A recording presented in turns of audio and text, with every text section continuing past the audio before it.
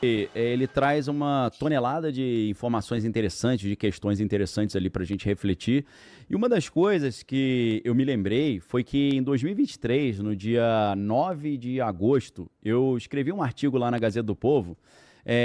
E o título era "E se tudo isso não passar de uma operação psicológica?", falando sobre essa questão alienígena, e eu disse o seguinte nesse artigo que está no meu livro A Jogada Final. Nesse artigo eu escrevi: será que a questão alienígena não será usada quando o mundo estiver à beira de uma terceira guerra mundial, como se fosse um seguro contra a terceira guerra mundial, no meio assim daquela tensão das nações quase se destruindo ali com armas atômicas, de repente naves aparecem e impedem essa guerra nuclear? Aí quando eu assisti o filme, eu falei, caramba, é exatamente o enredo do filme. O enredo do filme ele começa ali com uma situação de guerra, ali prenúncio de uma guerra ali entre Estados Unidos e a Coreia do Norte, e a mídia está toda focada nisso, quando de repente esses cientistas ali que faziam parte de um grupo secreto dentro do governo, uma espécie de shadow government, né, que é uma empresa chamada Wardex Corporation, e um tal de Daniel Kellner, ele é um whistleblower ali, ele se torna um denunciante, é um doutor ali especializado em cibersegurança, criptografia, e ele pega vários pendrives com imagens sobre avistamentos de alienígenas, imagens sobre a suposta queda da aeronave em Roswell, no Novo México, em 1947, e eles usam isso literalmente para salvar a humanidade. Então, já vem aquela ideia dos alienígenas sendo colocados como salvadores da humanidade, e existe um contraponto com Jesus Salvador, porque tem uma personagem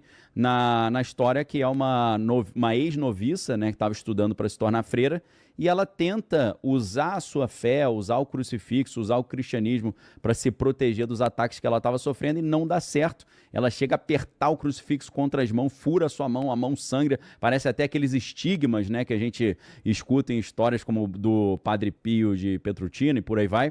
E a gente vê ali um cristianismo enfraquecido, a mulher falando que perdeu a fé, e de repente uma nova religião sendo colocada, uma religião ali do espaço, uma religião dos alienígenas, e até existe um novo Adão e uma nova Eva, né? A Eva é a Margaret Fairchild, que é o personagem da...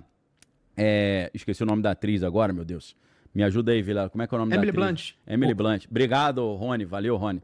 E aí, ela é a nova Eva, e o Daniel Kellner, que é o outro personagem, é o novo Adão. Tem um Adão e uma Eva novos, e tem 12 apóstolos, porque tem 12 cientistas também que saíram desse projeto, se arrependeram de trabalhar para esconder as coisas, e agora estão divulgando tudo, e tem até uma cena icônica em que um desses 12 apóstolos, que no caso era uma mulher, uma cientista, quando ela vê a Emily Blunt chegando, né, a personagem da Margaret Fairchild, ela se ajoelha e começa a orar para ela, como se ela fosse um deus, e ela fala assim, eu não quero ser um deus, não quero que ninguém fique me cultuando. Então, é um contraponto direto com o cristianismo, como se o cristianismo fosse falho e incapaz de resolver os problemas do mundo, mas esse evangelho das estrelas, né, dessa revelação alienígena, fosse capaz de trazer essa salvação. Então, é um discurso bem anticristão e um discurso de que os alienígenas são nossos salvadores.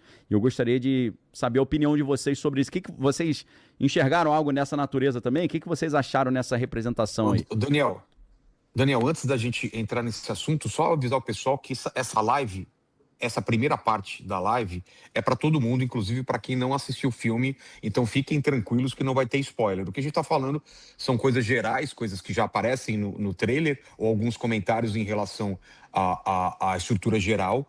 Quando a gente for começar em spoiler, que é da metade para frente, a gente avisa aqui, né, Daniel e Rony, para o pessoal não perder a experiência. Porque aí o que você faz? Você para a live onde a gente avisar, assiste o filme e depois volta e vê. Aí você vai saber dos easter eggs, das coisas que são legais, você saber referências a outras coisas como a gente começou aqui. Então, bora. Rony, o que você achou disso que o Daniel falou?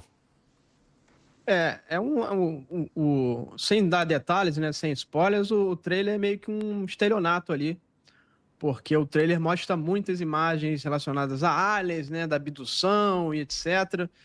E aí muitas pessoas foram para o cinema achando que seria, de fato, 99% do filme falando de aliens e 1% falando das perseguições e tal. Uma coisa que eu achei muito repetitivo, e aparece nos trailers isso, é que tem muita cena de perseguição, né? É muito massivo, é muito repetitivo as cenas de perseguição.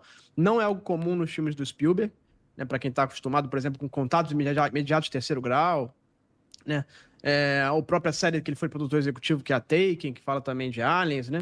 Ou Guerra dos Mundos e tal, que aí já é um pouco mais ação, mais focada justamente nos aliens em si. Isso deixa um pouco a desejar e desaponta um pouco, e tem relação ao trailer. Uma coisa que dá para elogiar é a quantidade de marketing, né, que o Spielberg fez desse filme. O filme estava em todo lugar, todo mundo só falava disso. Tinha um marketing específico para cada país. Então, por exemplo, o Brasil teve um marketing específico, e isso atraiu, e o filme está dando 100 milhões, mais do que esperavam, né? Acho que preveram que já deu 100 milhões de dólares na abertura. Lembrando que o filme gastou cerca de 200 milhões de dólares, 180 milhões de dólares aí. Então já estão na metade do caminho para pagar o filme, né?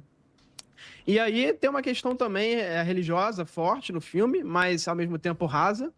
Eu achei que iam dar mais profundidade nessa discussão religiosa. Vocês veem ali pelo trailer que o foco é justamente na religião católica, né? Achei que ia ter uma discussão maior até com outras religiões, etc., durante o filme. E isso decepcionou um pouco também, né? E depois a gente comenta mais profundamente em relação a essa discussão religiosa que aconteceu ali. Senti falta também de outros fenômenos serem abordados. Grande parte do que a gente conhece desse assunto, o Spielberg deixou de lado. Talvez porque, se a gente olha esse filme, me parece muito, quando eu vejo ele, um filme que de fato é uma peça importante na revelação, é um filme para preparar talvez as pessoas, né? Se ele coloca muita informação ali que é negativa e que a gente vê no fenômeno, aquelas abduções horrorosas, que o pessoal quase é torturado, né, etc., que sofre abusos. Se colocasse muita coisa nesse sentido, acho que o pessoal ia ficar bem assustado e falar, pô, se a revelação é assim, talvez eu não queira essa revelação. E o filme, como eu falei, não é um filme para falar de aliens, o filme é para falar como é o drama humano em relação à revelação. Esse que é o foco do filme. Então, o filme roda 90% nisso, nesse drama humano em relação à revelação de que não estamos sozinhos. E esse é um dos pontos que as pessoas podem ter ficado um pouco decepcionadas no cinema. Algumas aí, depois de eu falar isso, algumas até dormiram, né? E depois a gente vai poder comentar um pouco sobre isso aí.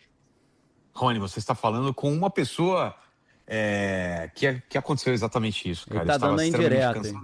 Tá dando indireta. Ele deu indireta, deu indireta. Aconteceu o seguinte, eu fui ontem, às 11h30, no cinema, estava morrendo de sono e, segundo vocês, eu dormi na parte mais importante, então vou querer saber na parte final dos spoilers o que eu perdi nessa parte. Mas o que eu achei do que eu vi? Porque eu vi tudo isso daí que você falou, Rony e Daniel. Cara, sendo o filme do Spielberg, eu esperava algo muito mais magnífico, algo muito mais grandioso, um espetáculo visual. E o que a gente vê é um filme um pouco mais cru, né? Essa coisa da trabalhar muito em cima dos personagens, perseguição. E realmente a perseguição tem uma hora que enche o saco, cara. É muita perseguição, muita coisa. Eu acho que isso ficou meio maçante. E acabou chegou a um ponto do filme e você fala, tá, e quando vão tratar dos aliens? Quando vão tratar dessa questão? Aí você começa a já pensar, putz, não vai ser tão profundo quanto eu imaginei. Eu imaginei que ia ser uma coisa mais parecida com Contatos Imediatos do Terceiro Grau, como se aquele filme acabasse lá e a gente visse o depois do Contatos Imediatos do Terceiro Grau. O que aconteceu depois daquele primeiro contato com aquela nave e tudo mais.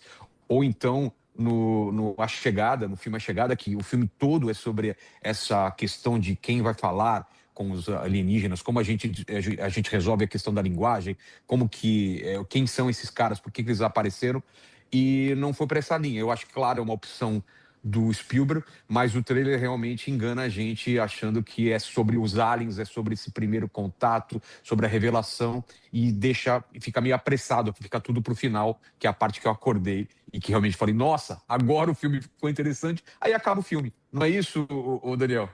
Não, você teve essa experiência porque você dormiu, né? Que você dormiu, quando você acordou, acabou o filme, né? Foi um pouco diferente.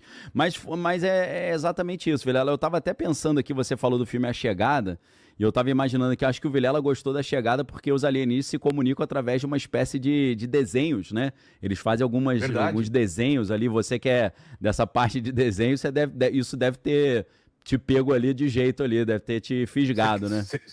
Sabe qual é a referência que eles usaram? O Ouroboros, né? Da cobra que come o próprio rabo, né? porque a linguagem dos alienígenas ela não tinha começo, meio e fim. Eles se comunicavam de uma forma onde o tempo não existia, né? Tudo era constante, né? E os seres humanos não estão acostumados com essa coisa de ser não o passado, o presente e o futuro não estarem demarcados dessa forma, né? E por isso que era um círculo fechado sempre, né? A linguagem deles. Eram vários círculos. Eles botaram a imagem aí. É sobre isso. Exatamente. Eram vários desses círculos, ela começa a estudar essas ramificações dos círculos, que aí é isso que fazia a diferença do que estava sendo falado, né? E nesse filme não existe isso, né? Eu achei até que o drama humano, ele é até suplantado pelo drama... os alienígenas são colocados até de uma forma, como os caras maltrataram os primeiros alienígenas que fizeram contato com a gente, né? Os personagens até fecham a imagem para não ver o alienígena gritando, né? Ao contrário, a gente fazendo experiências neles, né? Sei lá. Foi mais nesse sentido, né? Ô Vilela, já que você citou o Ouroboros, que é a serpente que morde seu próprio rabo, né? E às vezes ela aparece até com a simbologia do símbolo do infinito, como se fosse um 8 deitado. Explica, de onde aparece, de onde vem esse Ouroboros? É de alguma cultura, alguma religião? Se o Homer puder achar essa imagem da cobra mordendo o próprio rabo, né? Então, ela aparece em vários livros, vários escritos, né? Então, o Ouroboros ele tem uma conexão muito forte aqui também com os incas e os maias, né, com toda essa simbologia mexicana, né, que a gente conhece. Inclusive, na abertura da Copa houve algumas referências ao Quetzalcóatl, que é a serpente de penas voadora, né, que também tem esse conceito de morder o próprio rabo. Lembra um pouco, Vilela, inclusive eu olhando ali o desenho da chegada, lembrei daquela tipografia esqueci o nome do deus grego ali, do deus egípcio, do deus indiano, vou falar agora, que é o deus da destruição, Shiva. É o Shiva Nataraja, né, que ele aparece dentro de um círculo, né? Então, o Ouroboros ele vai representar a cobra que come o seu próprio rabo, com a ideia de a união entre Eros e Thanatos, né? O princípio da construção, o princípio da destruição, a vida que vem pela morte, né? O sucessivo ciclo da vida e da morte, da destruição e da reconstrução, que é representado também por Shiva, né? Shiva também conforme Oppenheimer celebrizou, né? Isso aparece no filme do Christopher Nolan. Shiva é o destruidor de mundos. Então ele vem em cada ciclo ali trazendo essa reconstrução, né? Isso tem a ver dentro do calendário indiano com Kali Yuga, né? Que é a era de Kali, que a Kali é a esposa de Shiva, que vem trazer essa destruição e a reconstrução. Agora, Vilela, o que é interessante, eu não sei se a galera já comentou essa semana isso aqui no Inteligência Limitada, mas a gente teve a morte do cantor, né? O Oliver Tree, que faleceu aqui no Brasil, num acidente de helicóptero, né? E já que você... Pois vamos falar sobre isso. A gente falou um pouco ontem no jornal, mas bizarro, né, cara? O que você tem para contar? Quais são as ligações? O que é muito estranho é que em vários clipes dele, como no clipe Hurt e no clipe Flowers, existe cenas em que ele morre e junto com carros pegando fogo, né? Ele tinha uma obsessão por representar nos clipes a própria morte, falar sobre a própria morte. Inclusive nesse clipe Hurt ele fala: eu vendi minha alma, meu dia vai chegar, alguma coisa assim. É bem tenebrosa a letra, né? E aí você vê as imagens de carros pegando fogo e ele morto junto com o carro ali. E os helicópteros colidiram lá no Recreio dos Bandeirantes e caíram em cima de uma concessionária de carros elétricos e os carros pegaram fogo. Então foi uma coincidência tenebrosa. E nesse clipe, ele aparece crucificado. Eu mandei a imagem para o Homer, não sei se você consegue jogar, Homer, mandei no WhatsApp. Ele aparece num determinado trecho crucificado no guidão de uma scooter, porque ele era competidor de scooter.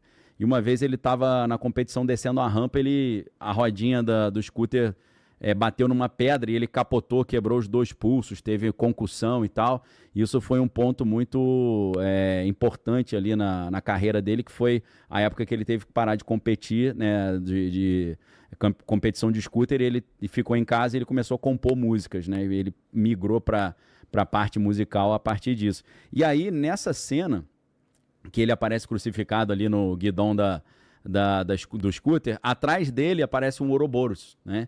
E é muito curioso porque ele era norte-americano E o clipe foi gravado na Ucrânia, né? Então ele achou um Ouroboros ali, ou produziram uma imagem do Ouroboros ali que tem a ver com esse negócio de morte e ressurreição, né? E se reinventar num novo personagem. Então, assim, são coincidências estranhas aí desse mundo da indústria fonográfica, né? Então, voltando para o filme, outra coisa interessante que a gente vê no filme é que... o pessoal colocou a imagem ali. Não sei se você consegue ver, Vilela. Você tá vendo? Tô vendo sim. Tô vendo. Tá vendo que ele tá crucificado ali com um prego na mão e atrás, numa ponte ali, tem o desenho da serpente acima da cabeça dele ali.